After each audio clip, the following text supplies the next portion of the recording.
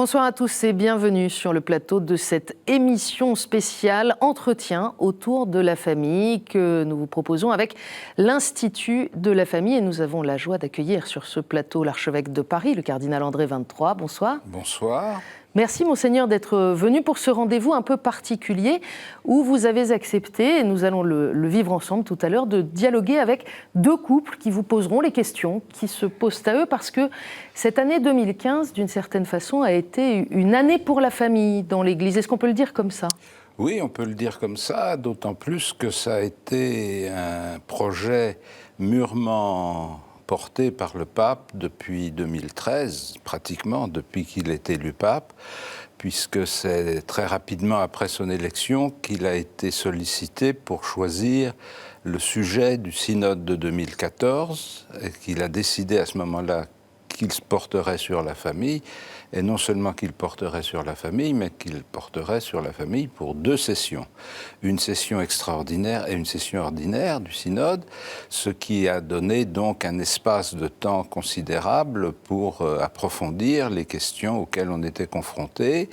Et je pense que ce choix du pape de lancer ce grand travail sur la famille dans l'Église correspond à un diagnostic ou à une appréciation de la situation dans le sens où, d'une part, dans beaucoup de pays, la famille est très fortement secouée, soit par des questions de mœurs, comme c'est le cas dans les pays occidentaux, soit par des questions de conditions de vie, comme c'est le cas dans les pays en voie de développement ou dans les pays émergents, où la misère économique est un facteur d'émiettement et de dispersion des familles, et où la guerre, comme dans un certain nombre de pays, est un facteur de division et de haine intrafamiliale. Et donc c'est un sujet qui est au cœur des préoccupations de beaucoup de gens à travers le monde, et je pense que il y avait dans ce diagnostic et dans ce choix l'idée que l'expérience familiale, le choix de l'expérience familiale est un enjeu considérable pour l'avenir de l'humanité. Et donc il ne s'agit pas simplement d'une question interne à l'Église, mais d'une question qui concerne l'ensemble de l'humanité. Mais alors la réflexion de l'Église, c'est pour savoir comment reproposer un modèle de famille ? C'est d'abord pour partager son expérience et mettre à la disposition du plus grand nombre ce qu'elle a capitalisé au cours des siècles dans l'expérience familiale et comment la relation des chrétiens avec Dieu est un fondement important de l'expérience familiale. Aujourd'hui, on le sait bien en Occident, en tout cas, une des questions débattues, c'est la question des modèles familiaux. Est-ce que l'Église a une réflexion particulière là-dessus ? Est-ce que toutes les formes de vie familiale sont des familles ? Et est-ce que l'Église est capable de dire aujourd'hui les familles ? L'Église n'est pas capable de dire les familles parce qu'elle se fie à l'expérience de l'humanité qui consiste à constater que pour avoir des enfants, il faut un homme et une femme, et que c'est l'union de l'homme et de la femme qui est la condition préalable à la naissance des enfants, et que cette union stabilisée et fortifiée par la vie commune est le cadre le plus adapté à l'éducation des enfants. Et donc on a une double contrainte, on pourrait dire une contrainte naturelle qui vient du mode de procréation, qui est la caractéristique essentielle de la sexualité, non seulement chez les hommes, mais même dans le règne animal, et une condition, on pourrait dire, sociologique, qui est les meilleures conditions pour élever des enfants. Et l'expérience très diversifiée selon les cultures et les traditions des différents continents du monde convergent dans ce domaine, c'est-à-dire qu'il peut y avoir des formes très différentes de la façon de mettre en œuvre la famille, mais la conviction que l'avenir des jeunes, et donc l'avenir de l'humanité, suppose qu'il y ait un cadre familial stable et une famille composée d'un homme et d'une femme. On retrouve là, d'une certaine façon, une tension à la fois classique dans la vie de l'Église, et puis qu'on a beaucoup entendu pendant le synode au mois d'octobre, entre cette proposition de la famille comme chemin de bonheur pour l'humanité, et puis le souci de savoir comment rejoindre, accompagner tous ceux qui ne sont pas dans ce modèle. Voilà, ça c'est la situation permanente de l'Église à travers les siècles, c'est-à-dire que depuis, on peut dire depuis l'Évangile, depuis la prédication de Jésus au milieu du peuple d'Israël, on peut dire que l'expérience constitutive de l'Église, c'est d'être porteuse d'une réalité, d'une vérité sur l'homme qui n'est pas acceptée universellement, et donc elle doit trouver les chemins à la fois pour annoncer la plénitude de son message et pour mettre le plus possible les conditions d'ouverture et d'accueil pour que des gens qui n'acceptent pas son message puissent quand même l'entendre. Qui n'acceptent pas ou qui, par suite de différents accidents de la vie, sont dans d'autres situations. Oui, qui se sont mis à distance. Un des termes qui est le plus revenu au cours du synode, y compris très présent dans le document final des évêques, est celui d'accompagnement. Depuis, on s'interroge quand même beaucoup sur... mais finalement, la conclusion de ce synode, c'est quoi? Est-ce que c'est accompagner, accueillir toutes les situations? Est-ce que c'est une forme de subjectivisme? Accompagner les situations, c'est pas du subjectivisme. C'est-à-dire que si on prend une image dans un autre domaine, le médecin qui accompagne un malade n'est pas convaincu qu'il faut développer la maladie. S'il accompagne le malade, c'est pour l'aider à guérir.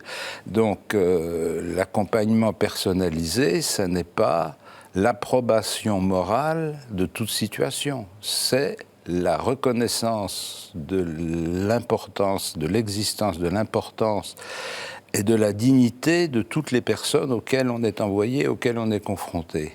Et cette relation positive à l'égard des gens que l'on rencontre suppose d'avoir la possibilité de les accueillir réellement, de les écouter, de les entendre, de comprendre comment ils sont dans leur liberté, dans leur intelligence, ils sont arrivés au comportement qu'ils vivent, et s'il y a moyen d'accéder à leur liberté, à leur intelligence, pour leur faire comprendre qu'il peut y avoir d'autres comportements.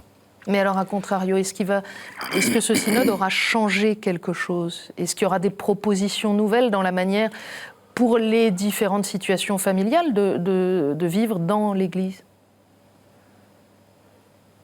Ça dépend ce qu'on veut dire par là. Je pense que l'apport spécifique de ce synode, c'est précisément d'avoir remis en vedette ou en première position l'attitude pastorale de l'Église, par contraste avec ce qui a correspondu à une autre période de la vie de l'Église, qui était une période où, on peut dire, on avait encore, même si c'était un peu erroné, on avait encore l'idée d'une chrétienté.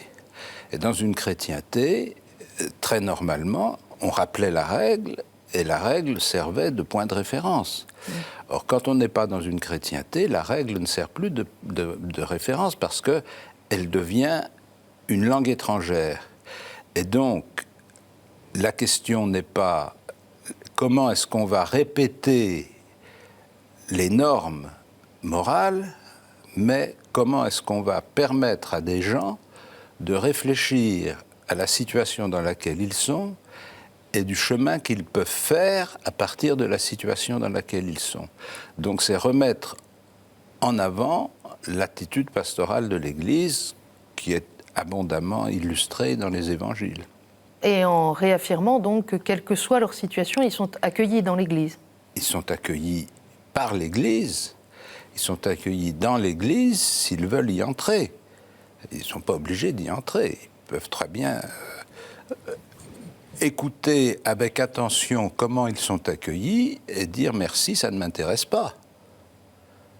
Le fait que le pape François ait donc initié cette longue démarche synodale sur la famille et que cette deuxième session du synode se soit déroulée à quelques semaines de l'ouverture de l'année de la miséricorde, c'est une coïncidence de calendrier ?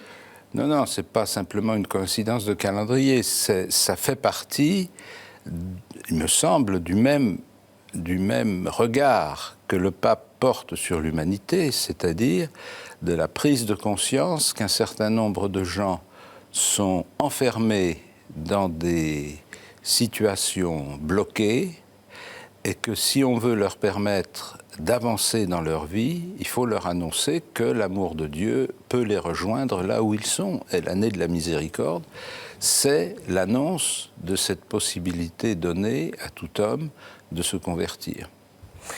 Alors, Monseigneur, je le disais en démarrant ce rendez-vous, vous avez accepté cet exercice de répondre aux questions que se posent et donc ont envie de vous poser des couples qui vont nous rejoindre en plateau l'un après l'autre. Nous allons d'abord, dans un instant, accueillir Corinne et Bertrand.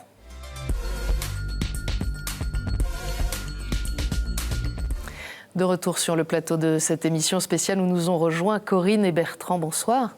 Bonsoir. Merci d'être venus participer aussi à ce rendez-vous. Alors, on va vous présenter très rapidement, vous me corrigerez si je dis des bêtises. Vous avez autour de la cinquantaine, vous avez 2 enfants de 11 ans. Vous êtes à la tête de votre entreprise. Vous êtes mère au foyer. C'est une appellation qui vous convient d'ailleurs ? Oui, pourquoi pas. Enfin, j'ai une activité professionnelle avant d'avoir les enfants. Et voilà, j'ai la chance de pouvoir m'occuper de mes enfants donc, de façon régulière. Et donc, mère au foyer, pourquoi pas. Voilà. Et vous êtes tous les deux notamment investis dans la préparation au mariage dans votre paroisse. Alors, l'idée aujourd'hui, c'est que vous puissiez poser à l'archevêque les questions qui vous viennent, soit à partir de votre expérience personnelle, soit à partir de cette mission particulière qui consiste à accueillir d'autres couples qui se préparent au mariage et à la vie ensemble. Peut-être avez-vous déjà des choses sur lesquelles vous voudriez rebondir dans ce qu'a dit l'archevêque depuis le début de cette émission ? Alors oui, j'ai souligné une phrase que vous avez dite, la relation donc, des chrétiens avec Dieu est un fondement donc, pour la famille. Et moi, ça m'interpelle parce que dans le cadre de la préparation au mariage, nous rencontrons beaucoup de couples qui reviennent vers Dieu et vers l'Église à l'occasion de cette préparation. Ils se sont éloignés, on s'en rend bien compte, de Dieu et de l'Église pendant leur... ça peut être en majorité des gens baptisés, mais ils se sont éloignés au moment de leurs études ou au moment de leur début de leur vie professionnelle. Et ils se retrouvent à vouloir fonder une famille, se rappellent quand même des fondements de leur propre famille, du mariage catholique à l'Église, et viennent donc demander une préparation, tout en sachant plus très bien qui est Dieu, on va dire.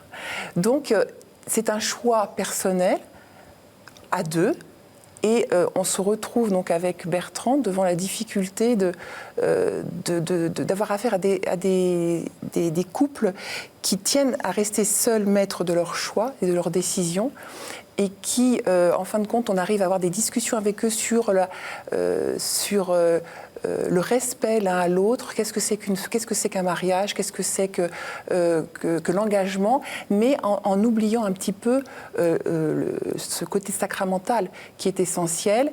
Et on a toujours cette frustration avec Bertrand de sortir de ces préparations en disant nous n'avons pas réussi à aller aussi loin qu'on le souhaitait et on s'est arrêté à des éléments purement, de constitution d'un couple, mais pratiquement administratif. Enfin, j'exagère un petit peu, mais c'est de dire, bon, est-ce que je suis bien fait pour lui ? Est-ce que nous nous entendons bien ? Est-ce qu'on est capable de suivre notre mariage, notre engagement, mais sans cette dimension de Dieu ? quel est l'objectif un petit peu de la préparation au mariage? Est-ce qu'il faut aller dans ce sens de dire on est là surtout pour essayer d'avoir des couples qui s'entendent bien et qui construisent quelque chose, une famille qui, quelque part, soit bien pensante et bienveillante?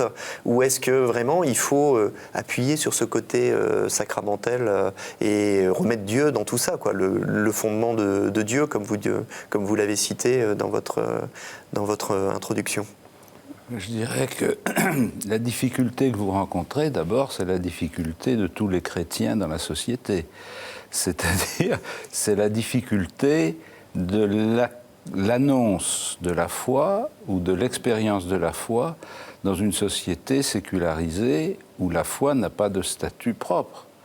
Et donc, où l'écart entre ce qui fait nos convictions ou ce que nous essayons de vivre en fonction de notre foi en Dieu et ce qui sert de référence commune est de plus en plus grand. Alors, ça se manifeste en général de façon feutrée dans les relations sociales habituelles parce qu'on n'en fait pas cas. Et vous le vivez à un point de fusion important parce que c'est un moment important de la vie des gens qui viennent vers vous. Que vous viviez cette situation comme une tension, c'est tout à fait normal, et comme une frustration, c'est tout à fait normal aussi. Mais la frustration, elle est chez vous, elle n'est pas chez eux. Mais c'est justement ce qui nous embête, Monseigneur. C'est que la frustration, elle devrait être justement un petit peu chez eux. Enfin, ça devrait les interpeller en tout cas, et veiller chez eux un réveil ou un sursaut de foi. Ça veut dire qu'il faut bien mesurer par rapport à quoi on porte le jugement. C'est-à-dire, si nous partons de notre expérience, même si elle est imparfaite et toujours en progrès, mais si on part de notre expérience de la foi par rapport à des gens qui n'ont pas la même expérience de la foi, ou en tout cas pas une expérience personnalisée de la foi, on est sensible à l'écart. Si on part de leur point de vue, c'est-à-dire dans la société dans laquelle nous vivons, dans la situation que nous connaissons, que des gens, premièrement, décident de se marier, c'est déjà une victoire considérable par rapport à l'environnement. Que deuxièmement, au moment où ils décident de se marier, il leur vient à l'idée, d'une façon ou d'une autre, que leur mariage sera plus solide s'il est célébré religieusement que s'il n'est pas célébré religieusement. Et c'est justement là où je me permets de vous interrompre. Parfois, on a le sentiment qu'ils n'ont pas cette notion de solidité que va avoir leur mariage s'il est devant l'Église, enfin, il est au niveau de l'Église, et qu'ils ne viennent que un petit peu par convenance sociale ou par tradition. Oui, ça existe encore, mais il faut reconnaître que c'est quand même en nette régression, parce que les jeunes, aujourd'hui, qui agissent par convenance sociale, il y en a de moins en moins quand même. Il faut bien que quelque part, ils se sentent, d'une façon ou d'une autre, intéressés. Ça ne veut pas dire qu'ils entrent dans la logique spécifique du sacrement, mais ça veut dire qu'ils sont venus quand même. Tout à fait. On aborde la question de façon différente si on part de notre frustration ou si on part de la démarche positive qu'ils font. Parce que si on transpose, je vais prendre un exemple tout à fait sur un autre terrain, quand je célèbre la messe à Notre-Dame de Paris devant 500 ou 1000 personnes, je sais que sur les 500 ou 1000 personnes, il y a toutes les positions possibles par rapport à la foi et par rapport à l'intériorisation de la foi. Depuis des Japonais qui ne sont pas chrétiens, jusqu'à des chrétiens de la lisière, jusqu'à des chrétiens très convaincus. Et je m'adresse à tout ce monde-là. Et je pense que tout ce monde-là constitue le corps eucharistique, avec des degrés de participation différents, avec des moyens de participation différents. Si je me place par rapport à la mission que j'ai de signifier la présence réelle du Christ dans l'Eucharistie, il y en a peut-être un tiers qui y participe. Et les autres, ils regardent ça avec plus ou moins de sympathie, plus ou moins de nostalgie, toutes sortes de sentiments qu'on veut. Mais si on leur posait un revolver sur le ventre en leur disant « Est-ce que Jésus est présent sur l'autel ?», ils diraient non. Bon. Alors, qu'est-ce que je peux dire ? Je ne vais pas dire « Écoutez, on va mettre une ficelle au milieu de la nef, et ceux qui croient vraiment, ils passent la ficelle, ceux qui ne croient pas vraiment, ils ne passent pas la ficelle. » Alors donc, il faut bien que je vive et que je travaille dans cette situation-là, c'est-à-dire une situation où il y a quelque chose qui fait que même le japonais qui n'est pas chrétien pense plus intéressant d'entrer dans une maison de prière chrétienne que d'aller au casino de Paris. Bon, c'est comme ça. Comment leur redonner du sens à cet engagement du mariage ? Je pense précisément que le contenu propre de notre message, c'est d'une part de reconnaître le pas qu'ils ont franchi, parce qu'ils ont franchi un pas, même ceux qui vivaient maritalement sans être engagés l'un envers l'autre. Qu'est-ce qui fait qu'après 3 ou 4 ans de vie commune, ils décident de se marier ? Qu'est-ce que ça veut dire ? Est-ce que c'est simplement une question fiscale ? Ou bien est-ce qu'il y a vraiment chez eux la prise de conscience qu'il y a quelque chose ? On sait très bien, enfin vous le voyez mieux que moi puisque vous les rencontrez, on sait très bien que dans un certain nombre de cas, c'est la naissance d'un enfant qui est le détonateur, c'est-à-dire la prise de conscience d'une responsabilité à l'égard d'un enfant. Donc ça veut dire qu'ils ont franchi un pas, c'est-à-dire que tant qu'il ne s'agissait que les deux, l'un par rapport à l'autre, ils pouvaient garder entre guillemets, leur liberté complète, mutuelle. Ils n'avaient pas à s'engager l'un envers l'autre. Ils pouvaient profiter l'un de l'autre sans s'engager l'un envers l'autre. La prise de conscience de la responsabilité de parents fait qu'ils disent on ne peut pas rester simplement dans l'indéfini de notre satisfaction mutuelle, on doit prendre un engagement. C'est un pas considérable. Et donc, on s'appuie sur ce pas considérable. Qu'est-ce que ça veut dire ? Et jusqu'où va cet engagement ? Et on peut aider des gens à réfléchir sur le contenu de l'engagement qu'ils prennent. C'est le sens de la déclaration d'intention qu'ils préparent. Est-ce qu'ils réellement, ils s'engagent librement ? Est-ce qu'ils sont librement décidés à vivre ensemble et à élever leurs enfants ? Et sur ce fond, on sait très bien, il n'y a pas besoin de faire beaucoup d'études, on sait très bien qu'il y a un tiers de ces mariages qui finiront par un divorce. Bon. Donc, ça veut dire que c'est bien sur cette question du sérieux de l'engagement que porte la difficulté et qu'il faut essayer de dire, mais est-ce que nous avons, nous, tous, autant qu'on est, humainement parlant, est-ce que nous avons suffisamment de ressources en nous pour garantir l'engagement que nous prenons ? Et s'ils viennent se marier à l'Église, même si c'est avec des motivations très mélangées et des convictions très inégales, ça veut dire quand même qu'ils se disent cet engagement-là est plus sérieux que si on ne le faisait pas. Donc ça veut dire qu'on compte d'une certaine façon sur des ressources que nous n'avons pas, qu'on n'est pas garanti d'avoir.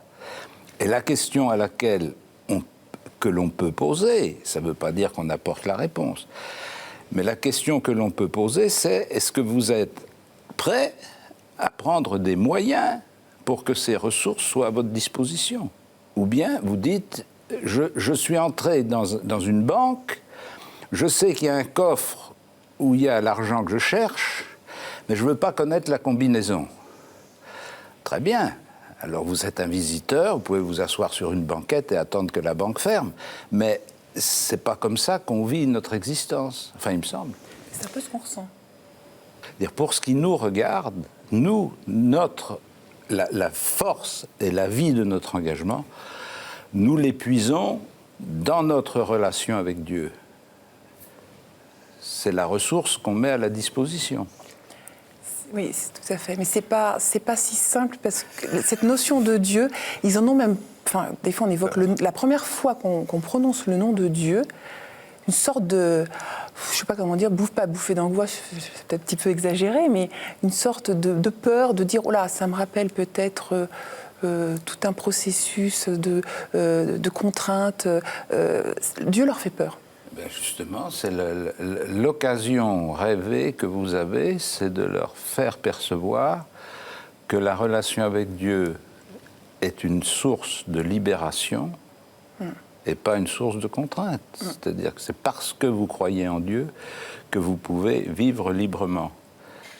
On sent, Monseigneur, que Bertrand et Corinne auraient encore beaucoup de questions à vous poser, certainement. Il y en a une qui me venait en les écoutant, c'est au fond, est-ce que les couples laïcs qui s'engagent dans la préparation au mariage, est-ce que ce sont d'abord des témoins ou d'abord des catéchètes? Eh bien voilà, c'est les deux, mon capitaine. Lourde tâche, Monseigneur. C'est pour ça que, personnellement, je pense que nous devrions développer davantage des fonctions différentes dans la préparation au mariage. Je veux dire que dans la préparation au mariage, comme vous l'expérimentez à travers votre expérience, il y a une part d'acquisition de savoir-faire et de compétences. C'est-à-dire, vous capitalisez à travers le nombre des gens que vous rencontrez, les situations que vous affrontez, vous capitalisez une capacité d'être pédagogue, d'une certaine façon. Bon. Et puis, ça ne suffit pas. Parce que, je veux dire, ça ne suffit pas parce qu'il ne suffit pas de passer la bonne doctrine pour que ça marche. Pour que ça marche, il faut qu'il y ait une relation humaine. Or, vous ne pouvez pas être de façon continue dans la préparation au mariage et empiler les relations humaines avec des générations de jeunes foyers. C'est pas possible. Donc ça veut dire qu'il faut que dans le dispositif, il y ait des gens qui n'ont pas pour objectif de faire la préparation au mariage dans sa partie pédagogique, etc., mais simplement d'être là et d'être des témoins et des interlocuteurs disponibles. Ça ne veut pas dire que tout le monde leur sautera dessus, mais si il y a un couple ou deux couples pour qui la rencontre de ces gens, pas forcément dans le cadre des réunions, mais qu'ils ont eu l'occasion de les voir là, et les gens les invitent un jour pour un dîner ou quelque chose, et qui nouent des relations humaines. Ça veut dire que leur engagement ne repose pas simplement sur un circuit pédagogique, mais il repose sur la découverte d'un système de relations qui les fait sortir aussi de leur tête-à-tête. Ce qui se passe aussi, parce qu'à l'occasion de ces préparations au mariage, il y a des liens qui s'organisent entre couples, et c'est vrai qu'on se rend compte qu'il y a quelque chose qui se construit et qui montre... Et après, il y a une vie de quartier qui fait qu'on les rencontre régulièrement et on rééchange sur ces points-là, mais bon, pas forcément dans le cadre toujours de l'Église, quoi. Parfois, c'est... Oui, mais la vie ne se passe pas tout à l'Église.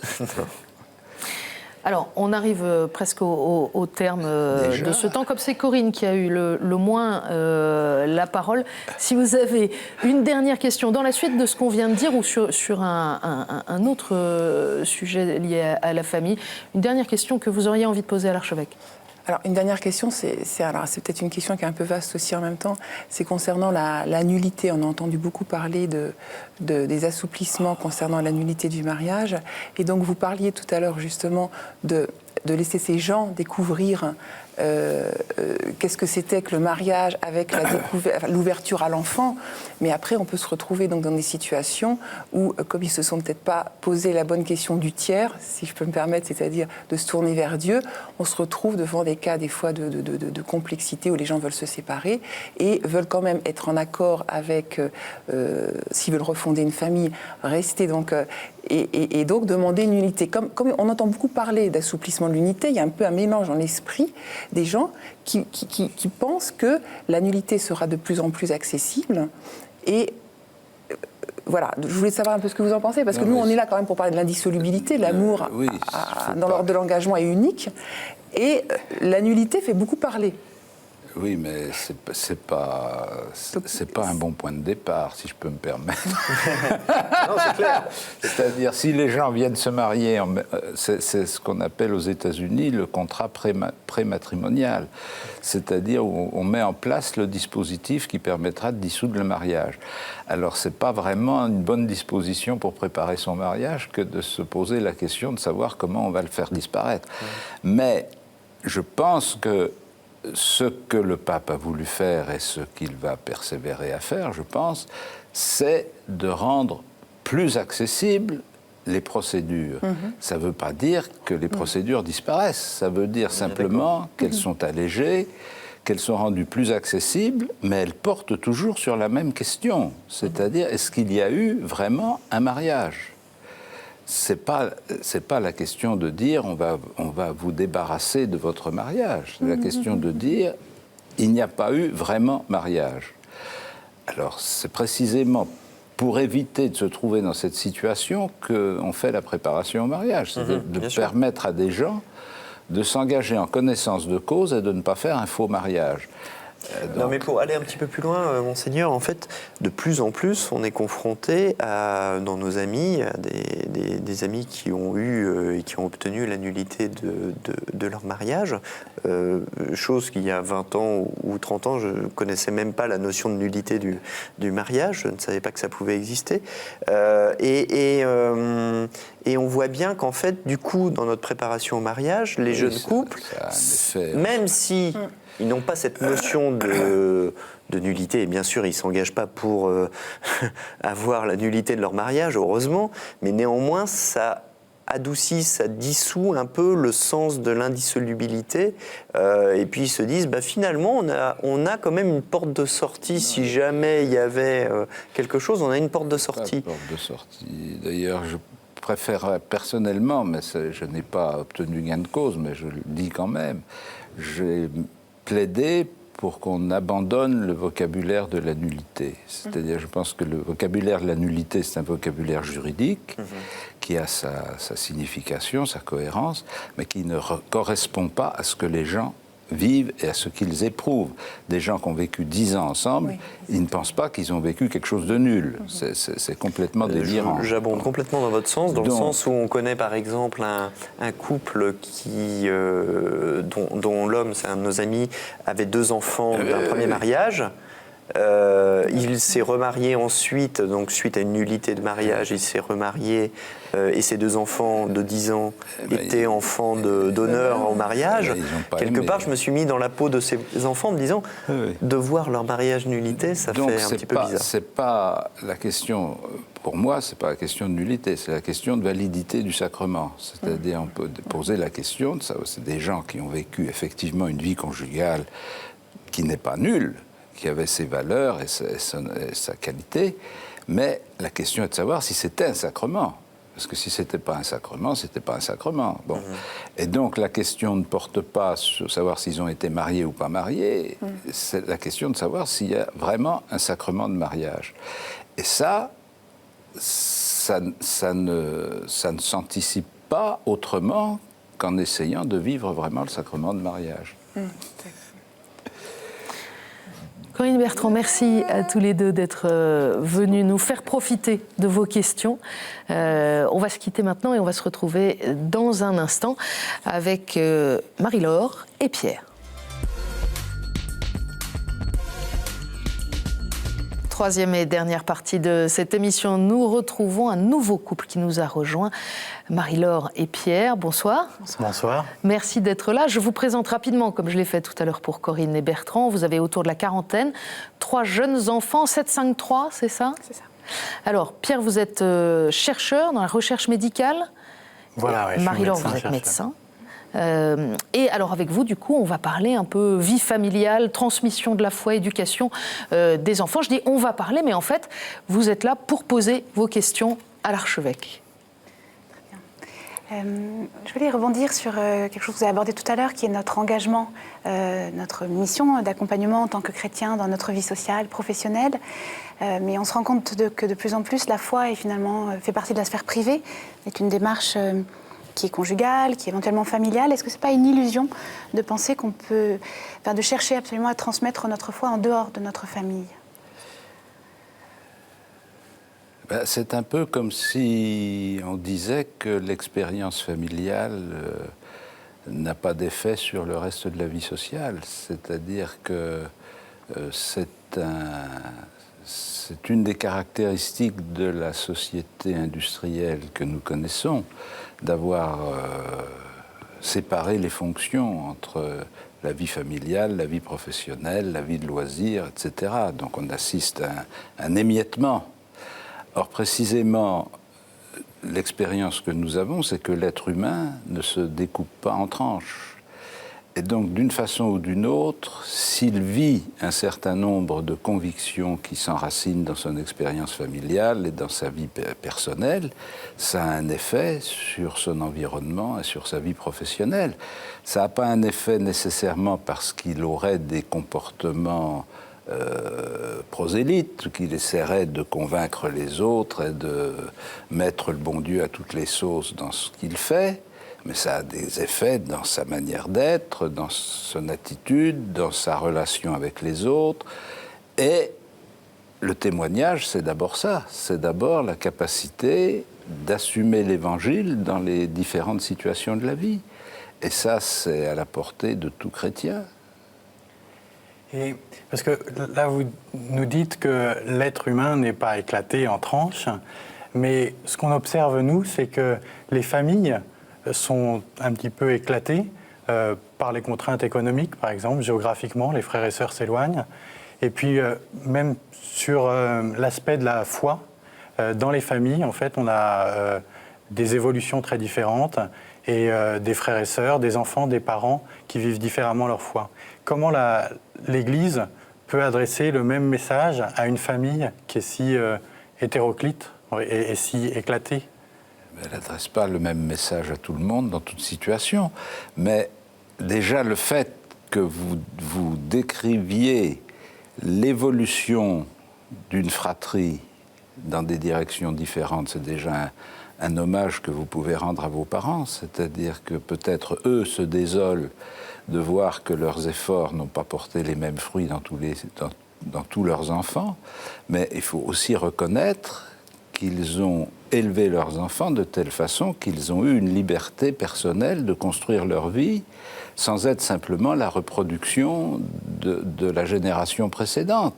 Et donc cet éclatement qui disperse les apparences des relations familiales, c'est aussi le signe d'une liberté humaine. On ne peut pas demander que tout le monde vive la même chose avec la même conviction, alors que chacun a ses propres choix. Et donc ça, je pense que c'est une des difficultés que nous devons assumer dans la situation où nous sommes, c'est que nous sommes plongés, comme chrétiens, dans une société qui n'est pas globalement chrétienne et dont les critères ne sont pas chrétiens. Et donc, ça veut dire comment est-ce que nous pouvons participer à cette société sans renoncer à la conviction que nous avons et à la communion que nous essayons de vivre avec le Christ et qui transparaît à travers notre manière de vivre. On peut prendre une image que je trouve toujours très, très évocatrice par son côté exotique. On peut prendre l'image des Amish. Les Amish, c'est un village, ce sont des villages américains qui regroupent des anabaptistes qui sont venus au XIXe siècle et qui sont restés au XIXe siècle, c'est-à-dire qu'ils n'ont pas d'électricité, etc. Bien, avec des voitures à chevaux, tout ça très bien, en plein XXIe siècle. Bon. Et ils se marient entre eux et ils n'ont pas de relation avec le reste de la société.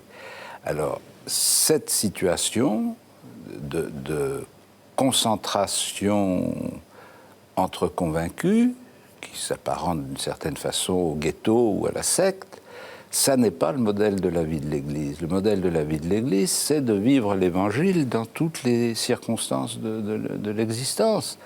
Et donc d'être confronté quotidiennement à des choix où chacun doit user de sa liberté.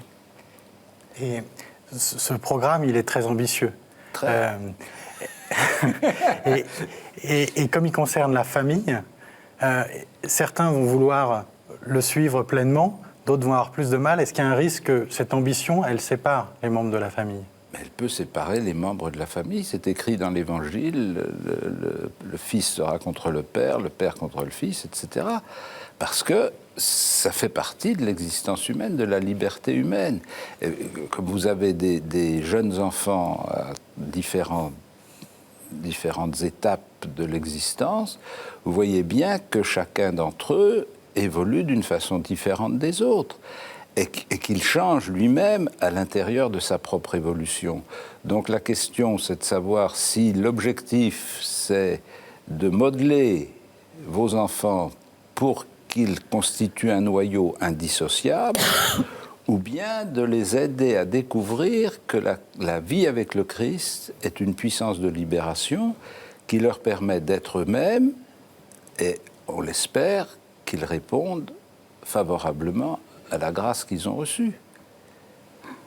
Pour revenir sur cette question de l'éducation, qui est une question récurrente dans nos réunions de jeunes foyers, par exemple, évidemment, l'éducation, du fait des évolutions sociales, comme vous disiez, on n'est pas chez les Amish. Finalement, il y a des messages contradictoires qui sont donnés entre l'éducation en dehors de la famille et l'éducation dans la famille. Bien sûr. Et donc, ça pose la question de se dire, en effet, comment est-ce qu'on rend nos enfants libres avec ces messages contradictoires ? Et une des questions en particulier, c'est, pour revenir sur ce que vous abordiez avec Corinne Bertrand tout à l'heure, c'est la question du divorce. Qu'est-ce qu'on peut dire, par exemple, à nos enfants qui voient ou qui partagent avec leurs amis la question du divorce des parents de leurs amis ? Comment, en tant que parents, on peut les aider à discerner, finalement, dans ce genre de situation, ce qui peut les rendre libres, ce qui peut être important ? En leur disant ce que vous pensez. C'est-à-dire, je veux dire que la situation que vous décrivez, c'est vraiment la situation d'une multitude d'enfants aujourd'hui qui sont plongés par la vie scolaire dans des groupes complètement hétérogènes, où il y a des modes de vie plus ou moins compatibles les uns avec les autres, et où ils doivent frayer leur chemin en ayant des relations le plus paisible possible avec leurs copains et sans cependant devenir des clowns les uns des autres. Bon. Alors je pense que précisément c'est un des enjeux pour lesquels l'Église s'est engagée aussi fortement par rapport à la famille. Je pense que la famille est le lieu de discernement. C'est-à-dire qu'il faut bien, dans l'existence de quelqu'un, il faut bien qu'il y ait un endroit où ils reconnaissent la vérité. Ça ne veut pas dire que les autres endroits sont impossibles à vivre, mais ça veut dire que pour les vivre positivement, il faut qu'il y ait un endroit où il y a une confiance suffisante pour dire, là, on peut élaborer un discernement et un jugement sur les situations dans lesquelles on se trouve. Ce que vous vivez comme époux l'un avec l'autre et ce que vos enfants peuvent vivre avec vous, c'est-à-dire de dire, mais bien sûr, on voit des tas de choses extraordinaires autour de nous et quelquefois très douloureuses, mais comment on peut assumer ça sans perdre ce à quoi on croit ? C'est la confiance que les enfants vous font, que vos enfants vous font, c'est-à-dire qu'ils pensent que parce que vous les aimez, parce qu'ils ont l'expérience de cet amour, ils peuvent comprendre que vous allez leur dire quelque chose qui va les aider à vivre ça, que vous allez les aider à comprendre qu'il y a des gens qui font des choix qui ne sont pas bons, qu'il y a des gens qui vivent des situations dramatiques, pénibles, et que notre manière d'être avec eux, ça n'est pas de les juger ou de les condamner, mais c'est de dire, moi je ne veux pas vivre ça. Voilà. Et je veux essayer, autant que je peux, essayer de les aider à surmonter la difficulté dans laquelle ils se trouvent. Et ça, c'est la famille qui est le lieu de confiance où on va pouvoir élaborer une vision du monde, une manière d'être dans le monde qui se produit très vite. Enfin, quand vous avez un petit de 3 ans qui est à la garderie ou à la petite école, il est déjà confronté à ça. Bon. Et de dire, mais ce petit copain ou cette petite copine qui vit cette situation-là, c'est pas gai pour elle, c'est pas une situation heureuse. Et nous, on veut essayer de ne pas connaître ça. On veut vous protéger de ça. Mais on comprend ce rôle de nous en tant que parents et on se sent assez faible finalement. On a probablement une attente envers l'Église, aussi du fait qu'on travaille, on passe beaucoup de temps sans nos enfants et on attend que le temps où nous ne sommes pas là, qu'il y ait un relais, parce que le temps passé avec les enfants, on a l'impression qu'il compte dans ce qu'ils vont ressentir, dans ce qu'ils vont penser. Et ça, on l'attend aussi peut-être de l'Église, parce qu'on voit dans nos quartiers, il y a des écoles catholiques, il y a des patronages. Et en même temps, on perçoit parfois qu'il y a une difficulté aussi, parce que quel est le rôle social de l'Église envers les familles pour accéder à ces patronages, ces écoles dont les ressources sont limitées. Et parfois, on a l'impression de se retrouver, comme dans la société, dans la vie, avec une difficulté à pouvoir les inscrire, à pouvoir obtenir une place l'après-midi pour qu'ils puissent aller au sport, pour qu'ils puissent aller à l'école. Comment trouver une place pour la famille dans cette part sociale de l'Église? Est-ce que l'Église peut nous aider justement à vivre en famille et à avoir un relais de ce qu'on veut leur apprendre au jour le jour? Ben, elle fait ce qu'elle peut. Enfin, je veux dire, c'est évidemment une grande difficulté de la vie urbaine, c'est-à-dire que on ne peut pas laisser les enfants seuls. Enfin, je veux dire, même. Oui, mais je pensais à ça quelquefois quand je me reporte à mon enfance. Je me rends compte combien on était libre par rapport à la situation présente. C'est-à-dire comment très jeune, je pouvais aller à l'école tout seul, je pouvais passer le jeudi après-midi tout seul. Il n'y avait aucune espèce de crainte à avoir. C'était bon. Alors qu'aujourd'hui, ça devient de plus en plus problématique. Donc ça veut dire qu'il faut qu'on ait des structures d'accueil, des lieux d'accueil pour les enfants, mais ça demande beaucoup d'investissement pour faire ça. Ça veut dire que nous devons mobiliser de l'argent pour payer des gens qualifiés. Nous devons mobiliser des bonnes volontés et nous devons mobiliser le tissu social, c'est-à-dire que ceux qui en ont le plus besoin ne soient pas ceux qui sont le plus tenus à l'écart. Et donc ça veut dire qu'il faut qu'il y ait des relais. C'est pas parce qu'on mettra un fanion sur le trottoir que les gens vont se précipiter. On sait très bien que dans les relations des enfants, il y a tout un processus d'imitation, enfin d'entraînement qui joue, qui fait que on va où va le petit copain, que le petit copain va, etc. Et donc, ça veut dire qu'il y a tout un travail de relation entre les familles aussi, qui ne dépend pas de l'institution ecclésiale, mais qui dépend de la manière de vivre. C'est-à-dire comment est-ce qu'on a une relation avec les autres familles qui est une relation qui agrège et pas une relation qui sépare. Et c'est très difficile. Est-ce que les familles, du coup, devraient plus participer, justement, emmener la famille dans l'Église pour pouvoir mutualiser un petit peu ces bonnes volontés? Bien sûr.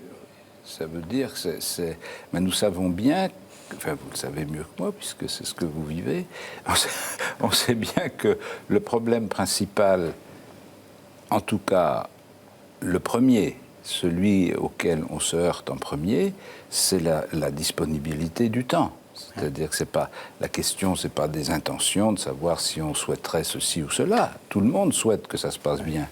Mais le problème, c'est qui est capable de donner du temps pour que ça se passe bien. C'est-à-dire, qu'est-ce que ça veut dire? Vous avez 3 enfants qui sont à 3 niveaux scolaires différents, pas forcément dans la même école en plus, j'en sais rien, mais ça veut dire, qu'est-ce que ça veut dire que des parents participent à la vie de l'école, par exemple? Voilà. Avec 3 enfants, ou bien vous passez toutes vos soirées à courir les réunions de parents, enfin, vous voyez, je veux dire, il y a tout un jeu de conditionnements qui font qu'il faut choisir. Où on fait porter l'effort, comment on fait porter l'effort, et avec quelle relation avec d'autres. C'est-à-dire que la relation de l'institution scolaire n'est pas seulement de l'école à des familles isolées les unes des autres, mais c'est de l'école à des familles qui ont par ailleurs des liens plus ou moins intenses. Oui, avec peut-être une certaine compétition entre ces priorités. Ce qu'on ressent, c'est que la vie de tous les jours, les contraintes, parfois prennent sur la vie paroissiale ou la vie de prière. Et on aimerait pouvoir réunir tout cela. Oui, on voudrait pouvoir faire tout, on ne peut pas tout faire. C'est le principe de la limite du temps, de la limite de nos capacités. Mais ce n'est pas parce qu'on ne peut pas tout faire qu'il ne faut rien faire et qu'on ne peut pas faire un petit quelque chose. Parce que la caractéristique du temps, c'est aussi, contrairement à ce qu'on peut penser, c'est aussi une appréciation subjective. C'est-à-dire qu'il y a une valeur objective du temps, mais en fait, on s'aperçoit qu'en fonction des motivations, on est capable de réorganiser le temps autrement. C'est-à-dire qu'on est capable de dégager du temps. Quand vous aviez un enfant, vous aviez tout juste le temps de vous occuper de lui, maintenant vous en avez 3 et vous vous occupez des 3. Donc ça veut dire qu'il y a eu des distributions qui ont été faites. Alors, il y a une réalité objective du temps, c'est qu'on arrive au terme de cette émission. Déjà.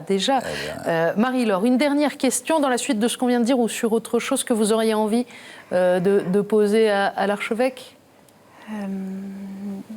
Non, enfin, en vous écoutant parler, je pensais à ces écoles dans l'Église, finalement, qu'on voit de plus en plus, où certains parents cherchent justement à faire que leur enfant soit scolarisé dans une forme de vie ecclésiale. Je pense aux écoles, hors contrat, enfin, on voit ça un petit peu dans les... Et donc, je trouve que certains parents font ce choix aussi de... Je crois on parle de mixité sociale, donc je me posais la question, mais j'ai pas. C'est une question qui me venait en vous écoutant aussi, pardon, de vous interrompre. C'est peut-être une question aussi symétrique de ce que vous évoquiez. Est-ce que c'est intéressant? Est-ce que c'est un risque? Est-ce que c'est un danger? Ou est-ce que c'est une opportunité de se dire, pour des jeunes parents catholiques, on va essayer de faire le maximum pour que dans leurs premières années, nos enfants bénéficient d'un entourage qui les mette vraiment en cohérence avec la foi. Donc des écoles catho, des scouts, Est-ce qu'au fond, on les fait grandir en vase clos en faisant ça, et on rejoint votre exemple Amiche, ou est-ce qu'on protège des années très fragiles et on crée pour eux ce lieu de confiance, cet environnement de confiance que vous évoquiez? C'est un vrai dilemme de parents cathos, souvent, de se dire, est-ce que dans l'âge tendre, mérite pas un environnement très protégé?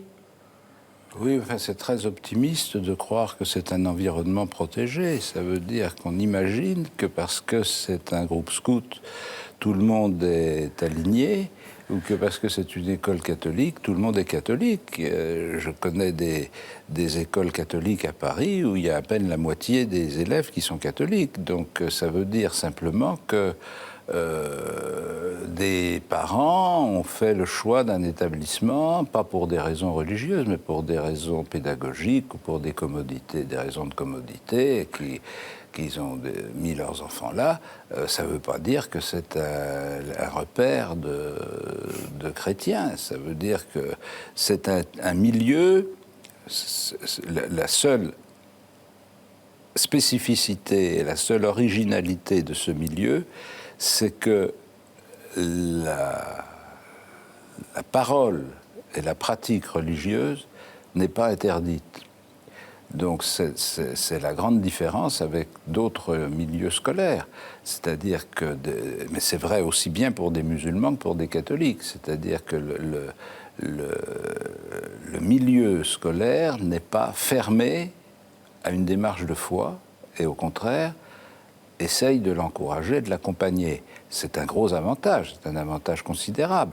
Mais il ne faut pas croire que ça constitue des lieux complètement aseptisés. C'est pas des milieux qui sont complètement à l'abri de ce qui se passe dans la société. Finalement, c'est la même société. Hein. Alors, je pense en tout cas, ce que nous essayons de faire dans la pastorale de l'Église, c'est vraiment de favoriser les établissements qui ont un vrai projet catéchétique, c'est-à-dire pour qui le fait d'approfondir la foi chrétienne et de la mettre en pratique est un élément de leur projet pédagogique. Et ça suppose aussi un investissement important de la part des familles et de la part des enseignants. Investissement financier aussi? Financier aussi, oui. De la part des familles. Oui. C'est probablement réservé à une population qui est aussi plus aisée socialement? Je ne sais pas. C'est une question. Pas forcément quand même, parce que ça dépend quand même beaucoup des quartiers. D'accord. Je veux dire que le facteur financier joue, paradoxalement, joue plus dans les quartiers aisés que dans les quartiers pauvres. Je pense à des établissements dans l'est de Paris où la question financière n'est pas du tout décisive, n'est pas déterminante. Mais c'est vrai que dans les quartiers plus favorisés, ça joue un rôle plus important. Oui. Monseigneur, qu'est-ce que vous avez envie de dire à des jeunes parents comme ça quand vous les rencontrez? Qu'il faut qu'ils aient confiance en leurs enfants. Et qu'il faut qu'ils soient à l'écoute de leurs enfants parce que leurs enfants aussi sont porteurs de messages qui leur sont destinés, qu'il faut décrypter évidemment, pas prendre brut de décoffrage, mais je veux dire que les enfants, par le développement de leur personnalité, leur originalité personnelle, font que vous ne pouvez plus vivre comme s'ils n'étaient pas là. Pas seulement parce qu'ils vous embêtent, mais aussi parce qu'ils vous apportent une façon de vivre qui pose des questions sur votre propre façon de vivre. Je veux dire que les enfants ont des logiques, des manières d'exprimer les choses qui peuvent être instructives pour leurs parents. Merci beaucoup. Merci. En tout cas, merci Monseigneur de vous être prêté à cet exercice. Je voudrais remercier Corinne et Bertrand qui étaient avec nous tout à l'heure. Merci Marie-Laure et Pierre d'être venus sur ce plateau. Et puis, je voudrais remercier également le Père Denis Metzinger et l'Institut de la Famille qui ont préparé ce rendez-vous que nous étions heureux de partager avec vous et que vous pouvez retrouver, bien entendu, sur le site internet de KTO et sur celui du diocèse de Paris. À très bientôt. Bonsoir à tous. Merci. Bonsoir.